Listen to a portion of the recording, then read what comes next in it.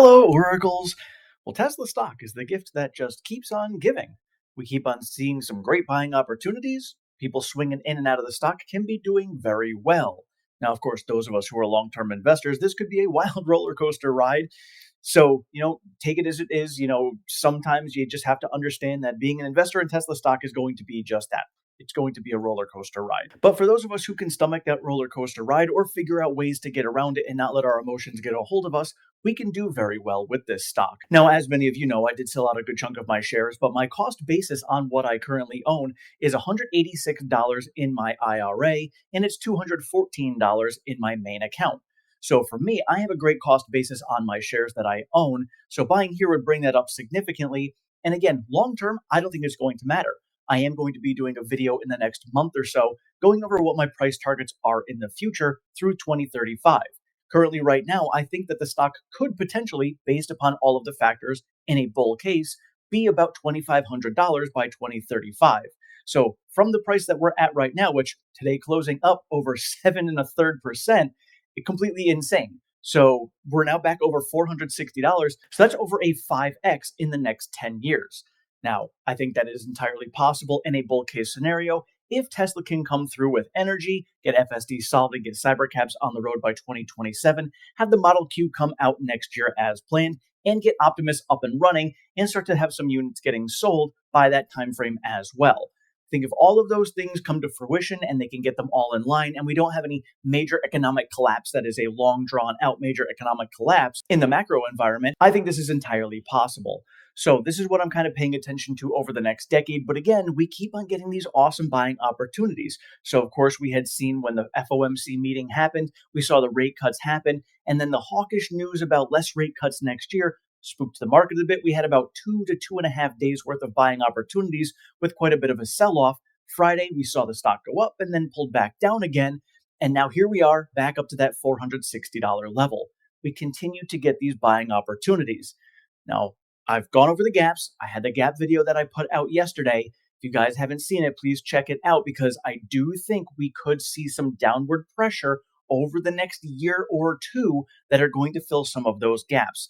I know it's very hard to believe, and I've already gotten some crap for it from the video I posted yesterday, but you have to understand it is a potential reality. We've seen it happen before, so it would be silly to believe that it would never happen again. Now, yes, the fundamentals of the company are stronger now and the rates are coming down. And the reason we saw that pullback market-wide, which Tesla was involved in, were because rates were going up. And the reason Tesla didn't rebound like all the other Mag 7 and other companies in the entire market was because the rates were higher, because it is an interest rate sensitive company. And with rates coming down, it could help that. But don't forget, if the Fed is going to be doing less rate cuts next year, that higher for longer situation could affect Tesla as well.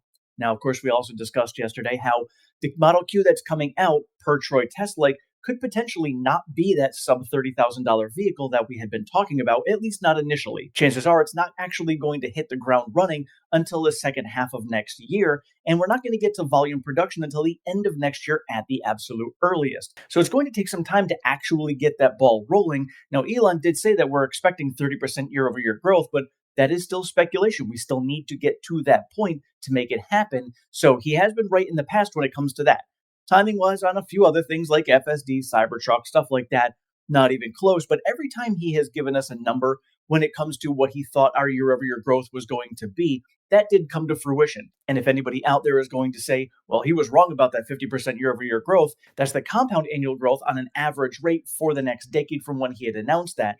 We could still be on pace for that if we get back to that 30% year-over-year growth starting this next year. So that's still entirely possible as well. And he did tell us that we were going to see potentially flat numbers going forward when we had the interest rates being higher. So again, take Elon for what he has to say, whatever it is. I'm just going by what the Tesla team tells us on earnings calls and things like that. And I'm going to go by those numbers as my base case. So again, when it comes to the delivery numbers, he's been pretty accurate when it comes to those numbers. And then timing was on other things, well, we'll have to wait and see.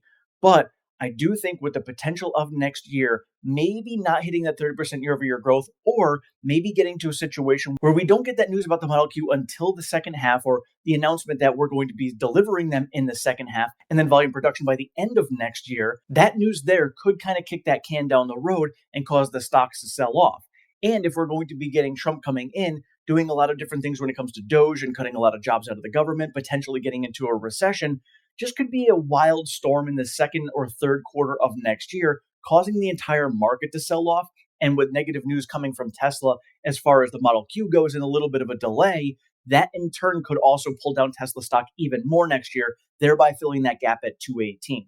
Again, that's just a scenario that I'm playing out in my head. There's multiple scenarios I play out in my head. I try to play out every possible scenario and I put different percentages on all those different scenarios. But realistically, whatever percentage I put on it or whatever scenarios I think of in my head, I could be entirely wrong. There might be a scenario that plays out that I've never even thought of. Either way, the way I operate is I take what the market is willing to give me and I take that as an opportunity. The market is going to give me an opportunity to buy Tesla stock at $218. I'm going to darn well take it. If the stock market is not going to give me an opportunity to do that and the stock is going to run up, I'll take the opportunity to just let it run up. That's how I am when it comes to being an investor. It's being an agile investor, just allowing the market to give you whatever opportunities it has and then doing whatever you need to do accordingly. So it's kind of a reactive decision, but I am actively making myself available to take advantage of those opportunities. It's kind of the way I operate in all of life in general, is preparing myself for every opportunity that could potentially be out there. So when it presents itself, I could take advantage of that. So that's why for me, having that giant stockpile of cash and building up those dividends and having that cash flow coming in is going to allow me to take advantage of those opportunities that present themselves. For instance, last week when we did get that sell-off, I had a lot of opportunities. I went from 11.5% cash down to 9.5% cash because I took advantage of all of those opportunities.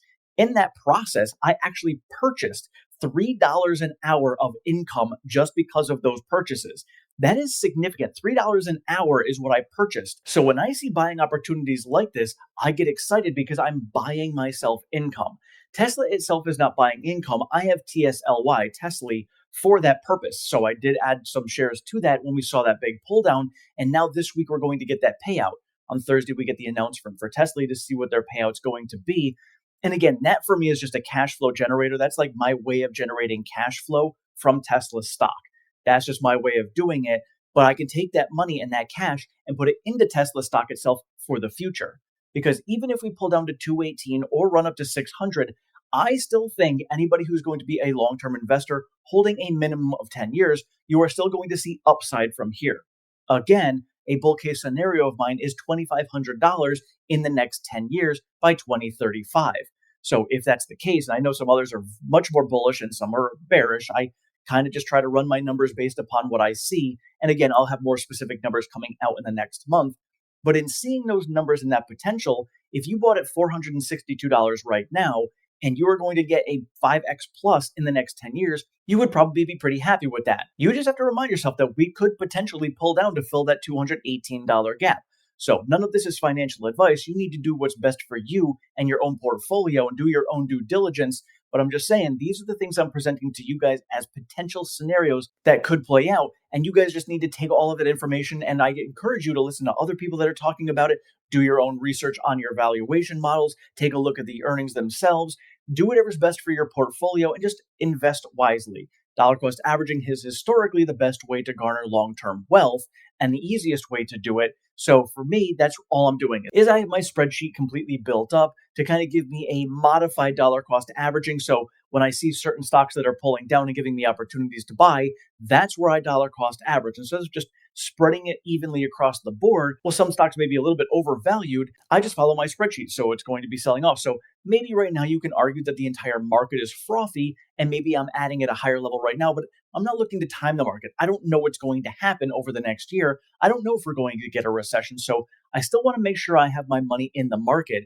And long term, regardless of whether we're at a high point or a low point, you look at all of history in the stock market, as long as the future continues the way it's going, you go 10 years down the road, there's a very good chance the entire portfolio and the entire market is going to be significantly higher than it is right now. That's just how it's played out over history. Now, granted, we did have a lost decade between the dot-com bubble and the housing market crash, so that could play out. There are some scenarios and some people out there right now that are thinking we could have another lost decade coming up in front of us. But even if that's the scenario, I am perfectly planned for that because all these dividends that are coming in for me are just going to be able to add at those flat levels and continue to generate. Then if you're starting to look at options like those yield max ETFs or any covered call ETFs that are out there, in a sideways market, those actually do significantly better, allowing me to get even more cash flow coming in to add to all of my other positions. And then if you're a swing trader, a sideways market isn't entirely a sideways market. You're going to continuously have those fluctuations up and down. So investors like my father would be able to do very well over the next decade with all of the swing trading.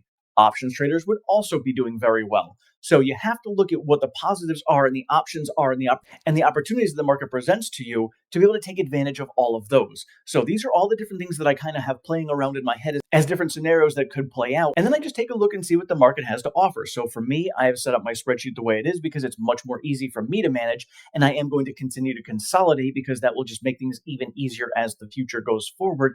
And then I just ride it from there and see what the future has to bring. And for me, Tesla is one of those companies that I will be adding to it. And if we have sideways trading for Tesla, it's going to be awesome. I had mentioned it a few years ago that I thought we were going to have some sideways trading for about a year or two, and it was going to be a great buying opportunity before we took off. We got exactly that. Some of you have mentioned in the comments that you took advantage of that. Congratulations, that's awesome. I just switched gears along the way because I still think we're going to have some opportunities before we really take off.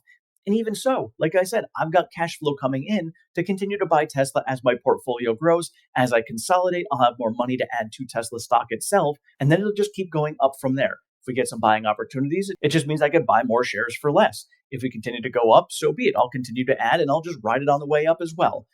Just this way I'm playing it right now for myself. But that's just me. You guys can let me know in the comments below what your strategies are, what gifts you are taking from Tesla stock itself if you guys bought last week on that big dip, and how you're feeling about the nice run in green today going into Christmas and the holiday season. We've got Christmas, we've got Hanukkah.